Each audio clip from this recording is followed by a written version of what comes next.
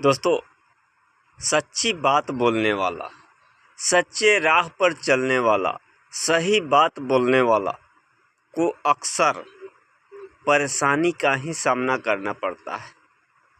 कारण क्यों? कभी ये आपने सोचा है? नहीं सोचा होगा, क्योंकि आप लोग इस विषय से बहुत दूरी बना चुके हैं।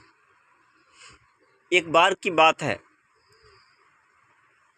सतयुग, द्वापर, त्रेता, इससे पहले की बात है। सतयुग जब पार हो रहा था, कलयुग का आगमन हो रहा था, तो उस समय की बात मैं आप लोगों को बता रहा हूँ, जो बहुत ही ज्ञान की बात है। आप एक बार ज़रूर सुनिएगा।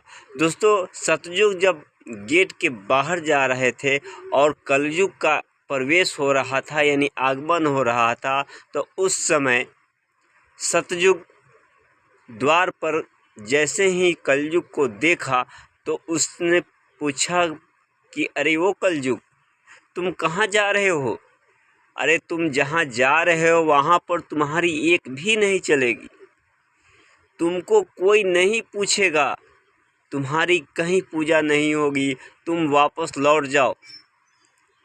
लेकिन कलयुग ने, जानते हो क्या कहा मेरे दोस्त? कलयुग ने ये बोला कि अरे भाई, तुम सतयुग हो और तुम्हारी समय सीमा समाप्त हो चुकी।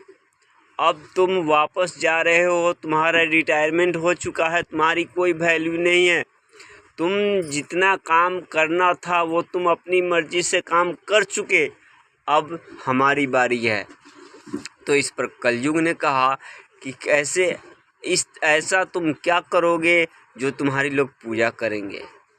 तो कलयुग ने कहा, जो बहुत गहन सोचने की बात है, कलयुग ने ये बोला कि जो तुम्हारी राह पर चलेगा मैं उसको बर्बाद कर दूंगा, मैं उसको नेस्तो नाबूद कर दूंगा, उसको कहीं का भी नहीं छोड़ूंगा, उसको मैं हर हमेशा परेशान करूंगा। लोग हार करके, मजबूर हो करके मेरी राह पर चलने के लिए मजबूर हो जाएंगे, और जो मेरी राह को पकड़ लेगा मैं उसको दीन दूना और राज चौगुना तरक्की दूंगा, क्योंकि वो मेरी राह और मेरे रास्तों को वो छोड़कर अलग हटेंगे ही नहीं। दोस्तों, सतयुग जब ये बात सुना तो वो भाव विभोर हो गया, लेकिन उसका समय सीमा समाप्त हो चुका था। लेकिन अंततः जीत सच्चाई की ही होती है।